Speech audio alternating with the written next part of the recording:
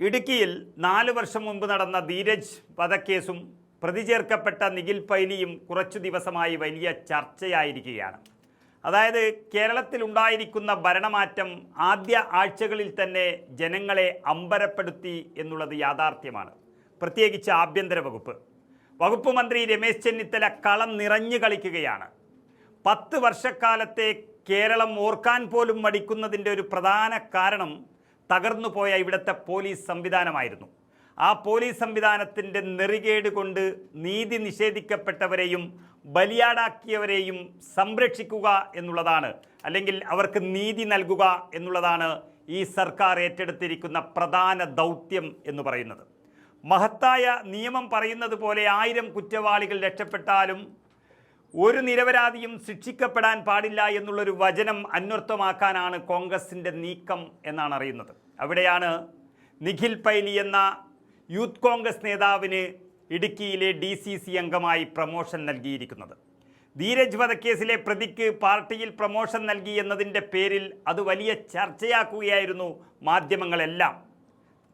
ഒരു കുറ്റവാളിയെയും ഇവിടെ വെള്ളപൂശാൻ മീഡിയ ഗ്രാമവും ആഗ്രഹിക്കുന്നില്ല. എന്നാൽ ഇതിൻ്റെ ഉള്ളുകളികൾ എന്താണെന്ന് അറിയാനുള്ള വലിയ ആഗ്രഹത്തിലും പ്രതീക്ഷയിലുമാണ് ജനങ്ങളുള്ളത്.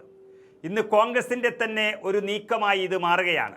അതായത് ഇടുക്കിയിലെ പൈനാവ് കോളേജിലെ SFI നേതാവായിരുന്ന തളിപ്പറമ്പ് സ്വദേശി ധീരജിൻ്റെ കൊലപാതകം കേരളത്തിലെ മനുഷ്യ മനസാക്ഷിയെ ഞെട്ടിച്ചതാണ്.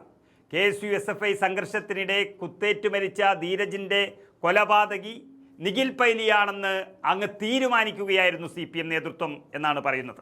എന്നാൽ കോൺഗ്രസ് പറയുന്നത് പ്രകാരം ധീരജ് കുത്തേറ്റ് മരിച്ചപ്പോൾ പ്രതി ചേർക്കപ്പെട്ടത് കയ്യിൽ കത്തി പോയിട്ടൊരു പേന പോലും ഇല്ലാത്ത നിഖിൽ പൈലി എന്നാണ്. SFI നേതാവ് കൊല്ലപ്പെട്ടു എന്നും പ്രതി യൂത്ത് കോൺഗ്രസ് നേതാവ് നിഖിൽ പൈലിയാണെന്നുമുള്ള വാർത്ത കാട്ടുതീ പോലെ പടർന്നപ്പോൾ അവിടെ നിന്നും ഓടി രക്ഷപ്പെടുകയല്ലാതെ വേറെ മാർഗമുണ്ടായിരുന്നില്ല എന്നാണ് നിഖിൽ പൈലിയും പറയുന്നത്.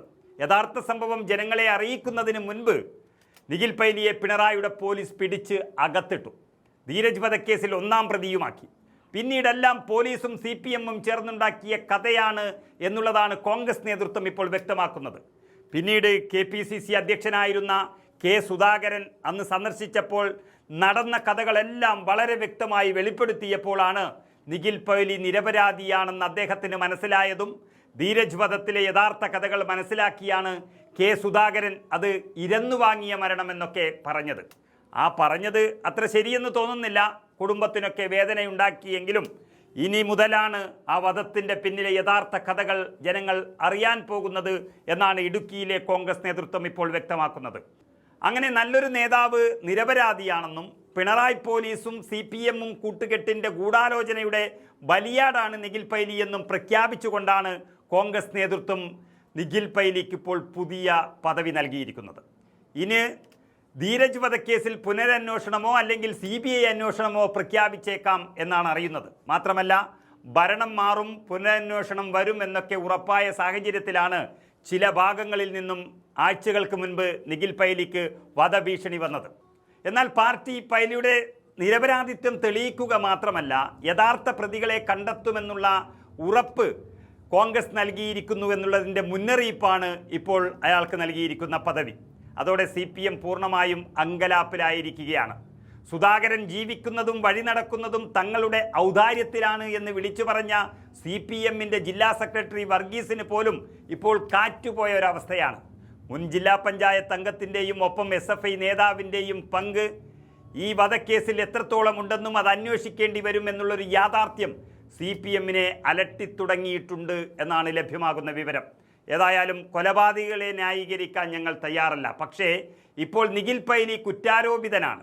പിണറായി പോലീസ് എഴുതി വെച്ച കുറ്റപത്രം അയാളെ കുറ്റവാളിയാക്കി എന്നുള്ളത് ഉറപ്പാണ്. പക്ഷേ അപ്പോഴും യഥാർത്ഥ കുറ്റവാളി രക്ഷപ്പെട്ടു നിൽക്കുന്നുണ്ടെങ്കിൽ അത് ദൈവദോഷമാണ്.